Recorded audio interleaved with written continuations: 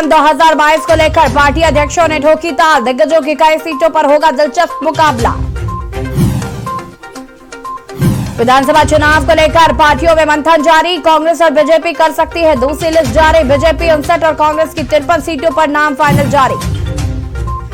विधानसभा चुनाव 2022 में फंसी हुई सीटों के गणित को सुलझाने में उलझी कांग्रेस। कांग्रेस पार्टी की पहली सूची में 53 टिकट तय, जबकि 17 सीटों पर अभी भी फंसा पेच। उत्तराखंड में कोरोना संक्रमण को शिक्षण संस्थान बंद। उत्तराखंड सरकार ने 31 जनवरी तक का दिया आदेश। रैली और धरना प्रदर्शन पर भी रोक जारी। उत्तराखंड में बढ़ा रहे कोरोना के मरीज। 24 घंटे में सामने आए 3727 नए मामले। 5 लोगों की मौत, 1270 लोग हुए डिस्चार्ज। मसूरी और नैनीताल में सोमवार को बर्फबारी। चमोली के 100 गांव बर्फ से ढके। चंबा और धनौल्टी में और बद्रीनाथ हाईवे बंद। आप देख रहे हैं के न्यूज, खबरों का सारथी। नमस्कार, खबर उत्तराखंड में आप सभी का स्वागत है। मैं हूं आपके साथ यशी शुक्ला और विकासनगर से आपको खबर बता देते हैं, जहां पर मधु चौहान की पोस्ट से राजनीतिक हलचल तेज हो गई है। मधु चौहान की पोस्ट से राजनीतिक हलचल हुई तेज। मधु चौहान ने पोस्ट पर लिखा, कार्यकर्ताओं के आंसुओं का मान रहेगा। बता दें आपको कि चक्राता विधानसभा से बीजेपी टिकट की थी प्रबल दावेदार और बीजेपी से राम शरण नौटियाल को दिया गया है चक्राता से टिकट। मधु चौहान की पोस्ट के कई मायने निकाले जा रहे हैं। मधु चौहान ने नाराजगी की कही है बात। मधु चौहान ने पोस्ट किया है, कार्यकर्ताओं के आंसुओं का मान रहेगा। बता दें आपको कि वो बीजेपी से चक्राता विधानसभा की प्रबल दावेदार थी, लेकिन उनकी जगह पर रामशरण नौटियाल को दे दिया गया बीजेपी से टिकट।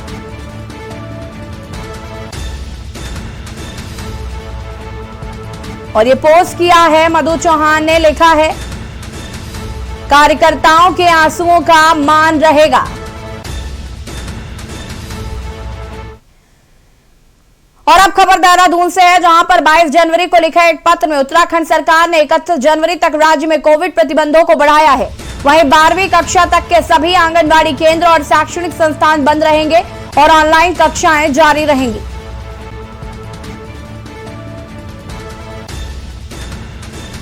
इकतीस जनवरी तक राज्य में कोविड प्रतिबंधों को बढ़ाया गया।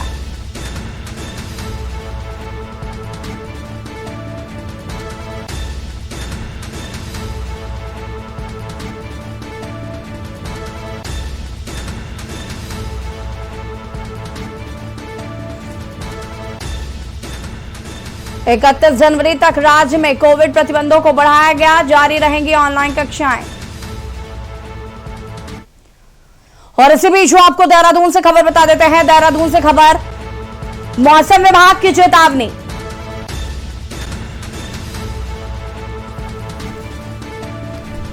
इलाकों में कोल्ड डे कंडीशन का पूर्वानुमान। ऊंचे इलाकों में बर्फबारी का जताया अंदेशा। 24 जनवरी तक जारी रहेगा ठंड का सितम। देहरादून से खबर, मौसम विभाग की चेतावनी।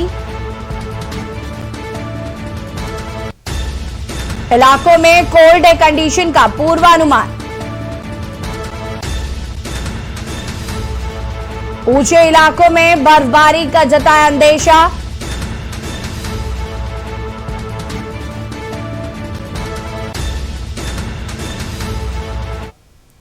और देहरादून से एक और खबर आपको बता देते हैं। एक और खबर देहरादून से, बीजेपी कांग्रेस जारी कर सकती है दूसरी लिस्ट। प्रत्याशियों की दूसरी लिस्ट जारी कर सकती है बीजेपी कांग्रेस। बीजेपी ने अब तक 59 प्रत्याशियों की पहली लिस्ट जारी की है। कांग्रेस ने 53 सीटों पर प्रत्याशियों की पहली लिस्ट जारी की। देहरादून से खबर, जहां पर बीजेपी कांग्रेस जारी कर सकती है दूसरी लिस्ट। प्रत्याशियों की दूसरी लिस्ट जारी कर सकती है बीजेपी और कांग्रेस। बीजेपी अब तक 59 प्रत्याशियों की पहली लिस्ट जारी कर चुकी है। कांग्रेस 53 सीटों पर प्रत्याशियों की पहली लिस्ट जारी कर चुकी है और अनुमान लगाए जा रहे हैं कि बीजेपी कांग्रेस अब जल्द ही दूसरी लिस्ट भी जारी कर सकती है। लालकुआं पुलिस द्वारा लगातार चेक पोस्ट पर बाहर से आने वाली गाड़ियों की कड़ाई से चेकिंग की जा रही है। इसके मद्देनजर उनसे पूछताछ भी की जा रही है। सभी चेक पोस्ट पर स्थानीय पुलिस के अलावा सीआरपीएफ के जवान, फ्लाइंग स्क्वाड, एलआईयू और कई विभाग की कंपनियां चेकिंग अभियान में मुस्तैद नजर आ रही हैं। चेक पोस्ट पहुंचे हरवंश सिंह एसपी सिटी ने खुद मौके पर पहुंचकर तमाम गाड़ियों को रुकवाया और इनकी चेकिंग की गई। वहीं हरवंश सिंह एसपी सिटी ने बताया कि लगातार सभी जगहों पर कड़ाई से गाड़ियों की चेकिंग की जा रही है और कोई भी व्यक्ति चुनाव के दौरान 50,000 से अधिक रुपए ले जाता हुआ पाया जाता है तो इसके खिलाफ चुनाव आयोग की बनी गाइडलाइन के अनुसार कार्रवाई की जाएगी।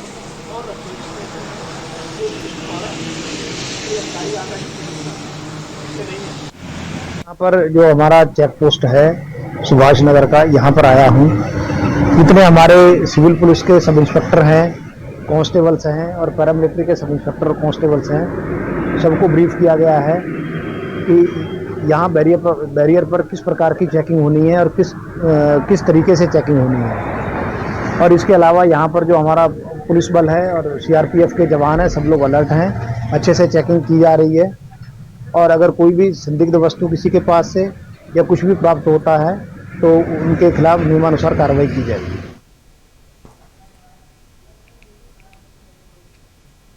और सीधे आपको ले चलते हैं दिल्ली, जहां पर प्रधानमंत्री नरेंद्र मोदी क्या कुछ कह रहे हैं, सुन लेते हैं। आपकी उम्र कितनी थी? 14 बरस। अच्छा, तो ये आपका छोटा भाई था? जी। तो उस भाई को याद है सारा कैसे हुआ था और अब याद करता है? उस भाई को डर लगता है कि अभी हिम्मत आ गई है? डर लगता है, नदी के पास नहीं जाता है वो। हाँ। अच्छा, घटना जब इतनी हुई, खून दिखता होगा, मगर इतना बड़ा दिखता होगा, तो आपको डर नहीं लगा? आपके दिमाग में क्या विचार आया उस समय? उस समय मेरा दिमाग में खाली मेरा भाई लौक रहा था, अगल बगल कुछ नहीं। अच्छा, ऐसा हिम्मत आई है, अब तो लोग तुम्हें अखबारों में नाम छप गया, लोग तुम्हें बातें करते होंगे, तो क्या तुम्हारा भी कोई पसंदीदा कोई सुपर हीरो है क्या? जी। हैं? ऐसा नहीं है कुछ मन में? आपका सुपर हीरो कौन है? सुपर हीरो हैं? चलिए, कोई बात नहीं। मैं तो आपने जो साहस दिखाया, अपने परिवार की जो चिंता की, अपने भाई को बचाया, वो भाई होना वो एक बात है, लेकिन इस प्रकार से ऐसे समय साहस और समय सूचकता के साथ, और उसमें साहस भी चाहिए, संयम भी चाहिए, और बहुत बुद्धि के तरीके से आपने अपने भैया को निकाल दिया। मैं समझता हूं कि आप जैसे बालक ऐसी घटनाओं में जब अपने भीतर की सारी शक्ति को उपयोग करते हुए किसी की जिंदगी बचा देते हैं, तो अपने आप में एक प्रेरक बन जाती हैं। आगे क्या बनने के लिए सोच रहे हो धीरज? फौजी बनकर देश का सेवा करना। फौज में जाना है? जी। चलिए, फिर तो देशभक्ति भी उतनी भरी पड़ी है आपके अंदर। मेरी आपको बहुत शुभकामनाएं, बहुत बहुत धन्यवाद। बहुत बहुत प्रधानमंत्री जी, धीरज के बाद अब वीरों का प्रदेश पंजाब आतुरता से आपकी राह बांट रहा है, जहां पर समाज सेवा के लिए पुरस्कृत मेधांश कुमार गुप्ता आपसे संवाद करना चाहेंगे। मेधांश, नमस्ते। नमस्कार माननीय प्रधानमंत्री जी। मेधांश, बताइए, एक तो खुद के विषय में बताइए और अपने साथ कौन कौन बैठे हैं वो भी बता दीजिए। सर, सबसे पहले तो मुझे बहुत खुशी हो रही है कि मुझे आपके साथ बात करने का एक शुभ अवसर मिला, सो मैं आपको बहुत बहुत धन्यवाद करता हूँ। और सर, जो मेरा मेन फील्ड है जिसमें मैंने काम किया है वो मेरा आईटी के अंदर है, टेक्नोलॉजी में। तो मैंने उसमें काफी प्रोजेक्ट्स बनाए हैं एंड जो मैंने अपना मेन वर्क किया है वो मैंने कोरोना टाइम के अंदर किया है, बिकॉज लोग काफी पैनिक क्रिएट कर रहे थे कि लोगों को पता नहीं था कोरोना क्या होता है। तो उसके लिए मैंने अपने फील्ड के अंदर दायरे में रहकर मैंने लोगों के लिए एक ऑनलाइन पोर्टल लॉन्च किया जिसके अंदर लोगों को सारी जानकारी मिलती थी कोरोना के लिए, एंड उसके साथ मैंने एक हेल्पलाइन नंबर जारी किया जिस पर कितने लोग जुड़े थे तुम्हारे साथ? सर उसके अंदर काफी लोग जुड़े थे ऑल ओवर इंडिया से, अलग अलग राज्यों से। एंड सर मेरे साथ अभी मेरे मदर बैठे हैं एंड मेरे father and DM ma'am and उनके अधिकारी बैठे हैं। और ये दिल्ली से सीधी तस्वीरें हम आपको दिखा रहे थे जहां पर बाल वीरों को आज पुरस्कृत किया गया है अमृत महोत्सव के तहत, और प्रधानमंत्री नरेंद्र मोदी उनसे वर्चुअली संवाद कर रहे हैं। अब बढ़ेंगे खबरों की ओर। पिछले 3 दिनों से रुक रुक कर हो रही बरसातें जहां एक और मैदानी क्षेत्रों में लोगों को घरों में दुबकने के लिए मजबूर कर दिया है, तो वहीं पहाड़ी क्षेत्रों में बर्फबारी से जमावड़ा लगने से व्यापारियों के चेहरे खिल गए हैं। ऐसा ही कुछ चक्राता आसपास के पहाड़ी क्षेत्रों में भी देखने को मिल रहा है, जहां सीजन की दूसरी बर्फबारी से चारों ओर बर्फ की सफेद चादर बिछी हुई है, जिससे मौसम खुशगवार बना हुआ है, जिसको लेकर स्थानीय लोग तो खुश हैं ही, साथ ही यहाँ के होटल व्यवसाय भी पर्यटकों की आमद से खुश है। तो वहीं यह बर्फबारी से पुलम, नाशपाती, आड़ू और नागफल जैसी नगदी फसलों के काश्तकारों के लिए फायदेमंद साबित हो रही है।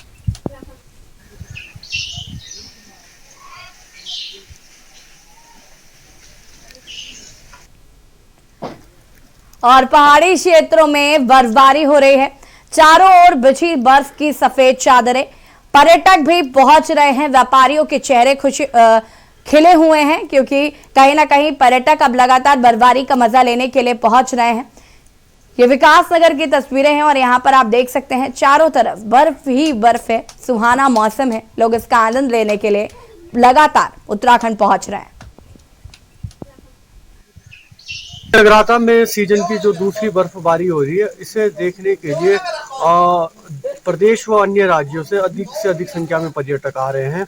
और ये जो बर्फबारी है कहीं ना कहीं स्थानीय कृषकों व बागवानों के लिए बहुत ही महत्वपूर्ण है, खासकर कि सेब की फसल के लिए ये बर्फबारी बहुत ही अच्छी मानी जाती है। और दूसरी बात, यहाँ के जो स्थानीय कारोबारी हैं, चाहे वो होटल व्यवसायी हों, होम स्टे वाले हों, उनको भी कहीं ना कहीं इस बर्फबारी से लाभ मिलेगा, क्योंकि चकराता में अब हजारों की तादाद में पर्यटक बर्फबारी का दीदार करने आते हैं। उत्तराखंड में बीते 3 दिनों से मौसम का मिजाज बदला हुआ है, जिस कारण ऊंची चोटियों के साथ साथ निचले इलाकों में भी बर्फ जमने लगी है। मौसम बदले मिजाज से नगर का जनजीवन अस्त व्यस्त हो चला है। नैनीताल में बीती रात से हो रही बर्फबारी से ऊंची चोटियों सहित पेड़ों के ऊपर भी भारी बर्फ जमा हो गई है। हालांकि निचले इलाकों में भी हिमपात के चलते जिला मुख्यालय से ग्रामीण क्षेत्रों को जोड़ने वाली सड़कें बंद हो चुकी है। हालांकि पुलिस प्रशासन की टीम मुस्तैदी के साथ अपनी सेवाएं दे रही है।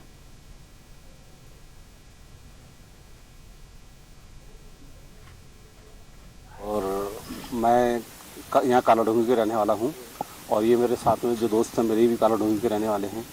जैसे ही मुझे पता चला कि नैनीताल के किलवरी में बर्फबारी हो रही है, तब मैंने अपने दोस्तों को फ़ोन किया और ये लोग भी आ गए, क्योंकि इनका फर्स्ट चांस है बर्फबारी देखने का लाइव, और ये लोग सब ये इंजॉय कर रहे हैं।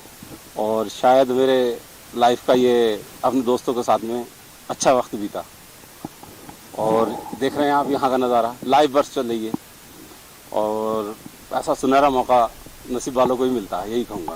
काफ़ी मस्ती कर रहे हैं, बहुत टाइम बाद देखी है बर्फ़, इतनी सारी बर्फ़ गिरी है। हम लोग मस्ती कर रहे हैं, फ्रेंड्स के साथ में आए घूमने के लिए यहाँ पे और बहुत मज़ा आ रहा है। हाँ देखी है, काफ़ी टाइम मतलब बहुत साल बाद एक तो गिरी है इतनी सारी बर्फ़, 2-3 साल बाद गिरी है यहाँ पे, तो इसलिए मज़ा आ रहा है, खूब इंजॉय। और इसी बीच आपको देहरादून से खबर बता देते हैं। देहरादून से खबर, बीजेपी प्रत्याशी सविता कपूर ने किया नामांकन। कैंट विधानसभा से किया नामांकन।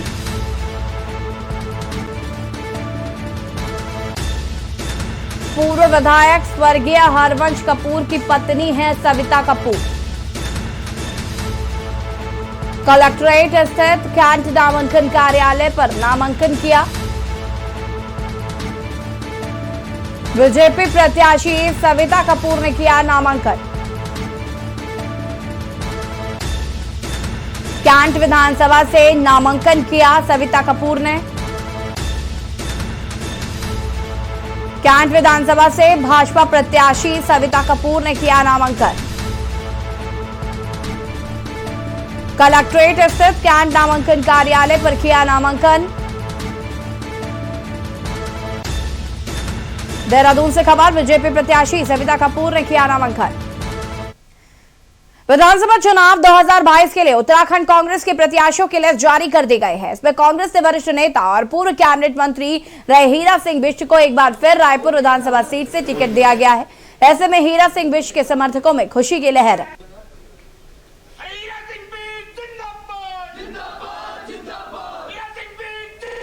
हरक सिंह रावत जी हमारे सीनियर साथी हैं कांग्रेस में, संघर्षशील व्यक्ति हैं। वो आए तो उनका स्वागत है जो पार्टी ने किया, और जैसा उन्होंने कहा कि मुझे कुछ दो न दो, मैं पार्टी वर्कर की तरह काम करूं, उनका बड़प्पन है। हम स्वागत करते हैं इस बात का उनके लिए। शुभ संकेत है, लोग निराश हताश हैं।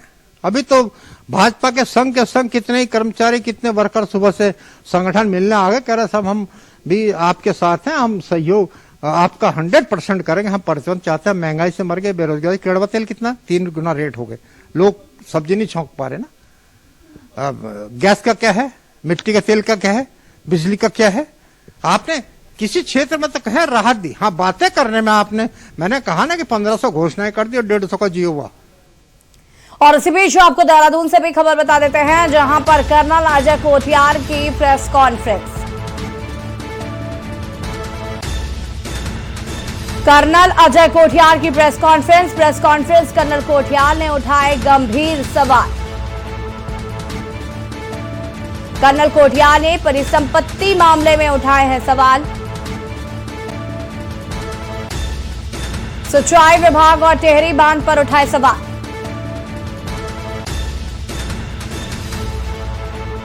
देहरादून से खबर, कर्नल कोठियार की प्रेस कॉन्फ्रेंस।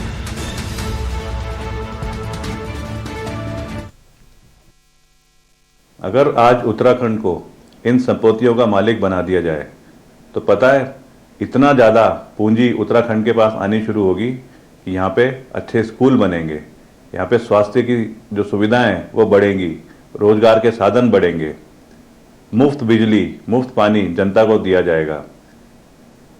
टिहरी डैम से जो रेवेन्यू जनरेशन होता है, अगर उसी को उत्तराखंड को मिल जाए तो पूरे उत्तराखंड को मुफ्त बिजली सरकार आराम से दे सकती है। क्या श्री पुष्कर सिंह धामी जी बता सकते हैं किन मुद्दों को वो सॉल्व करके आए हैं, किनका वो सॉल्यूशन पूरा ठीक से करके आए हैं? हमारे प्रदेश के सिंचाई विभाग की 13,000 हेक्टेयर भूमि अभी भी उत्तर प्रदेश के कब्जे में है। क्या ये सॉल्यूशन धामी जी लेकर के आए हैं? टिहरी बांध की करोड़ों रुपए की संपत्ति आज भी उत्तर प्रदेश के पास में है। क्या धामी जी ये सॉल्यूशन लेकर के आए हैं? हरिद्वार, कालागढ़ और बनबसा में स्थित बैराज आज भी उत्तर प्रदेश के कब्जे में है। क्या ये समाधान पुष्कर धामी जी लेकर के आए हैं? दर्जनों सरकारी विभागों के करोड़ों रुपए की भूमि आज भी उत्तर प्रदेश के पास में है। क्या ये सॉल्यूशन लेकर के आए हैं पुष्कर धामी जी? THDC हाइड्रो प्रोजेक्ट के उत्तर प्रदेश की 25% पूंजी उत्तराखंड को मिलनी है, आज तक नहीं मिल पाई। क्या इसका कोई सॉल्यूशन धामी जी लेकर के आ पाए हैं? कुंभ क्षेत्र की 697 हेक्टेयर भूमि आज भी उत्तर प्रदेश के पास में है। क्या ये सॉल्यूशन धामी जी लेकर के आए हैं? ऐसी बहुत सारी संपत्तियां हैं जो आज भी उत्तर प्रदेश के पास में है, जिनका कि धामी जी सॉल्यूशन बोलते हैं पूरा करके आ गए। और यहां पर वक्त हो गया एक छोटे से ब्रेक का, जल्द हाजिर होता है। आप देख रहे हैं के न्यूज, खबरों का सारथी। खुदी को आजमाया है तो ये अंदाज आया है, खुदी को आजमाया है तो ये अंदाज आया है। तुम में भी मैं हूं, शुद्ध प्लस पान मसाला।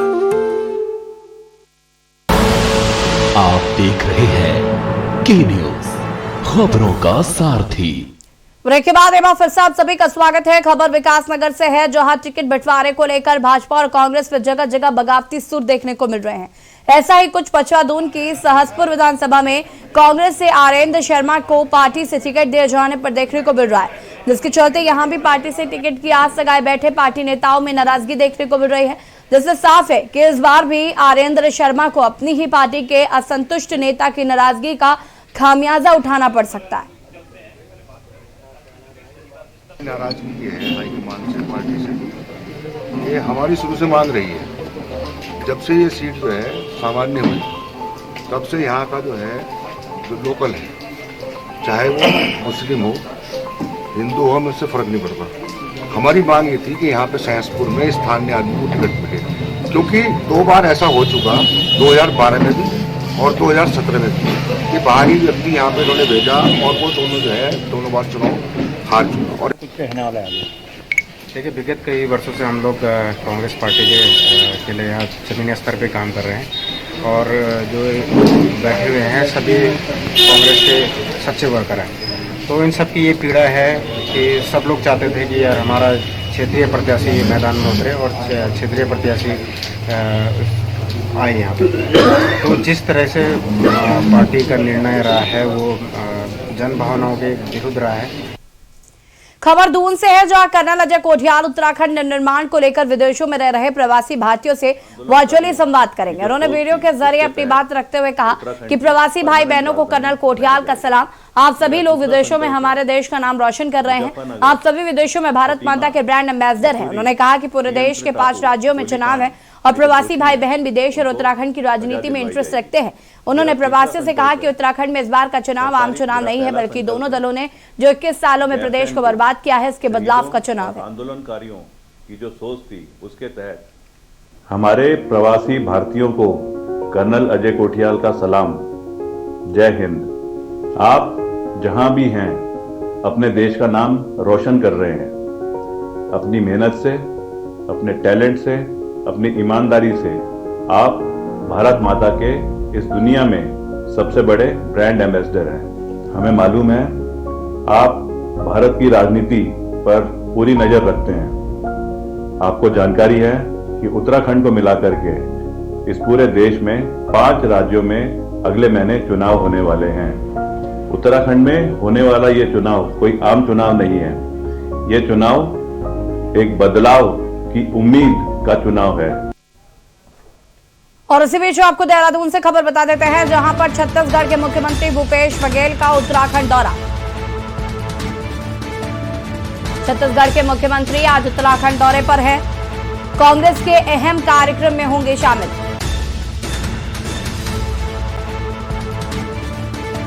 Campaign theme, campaign song Uttarakhandi स्वाभिमान।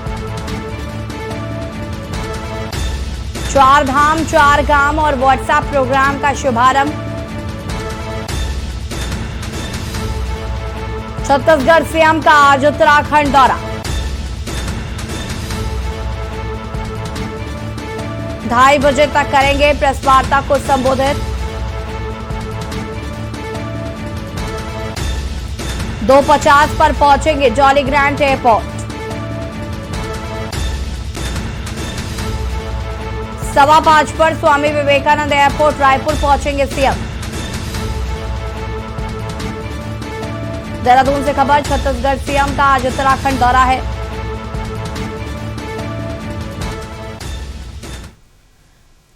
उत्तराखंड में कांग्रेस ने 53 उम्मीदवारों की सूची जारी होने पर उत्तरकाशी यमुनोत्री विधानसभा सीट में कांग्रेस पार्टी में बड़ी बगावत शुरू हो गई है। लगभग 200 कांग्रेस के पदाधिकारी और कार्यकर्ताओं ने अपने पदों से इस्तीफा दे दिया। कांग्रेस ओबीसी प्रकोष्ठ प्रदेश अध्यक्ष संजय धोभाल को कांग्रेस पार्टी से टिकट न मिलने पर यमुनोत्री विधानसभा कांग्रेस पार्टी के पदाधिकारी और कार्यकर्ताओं में भारी आक्रोश है।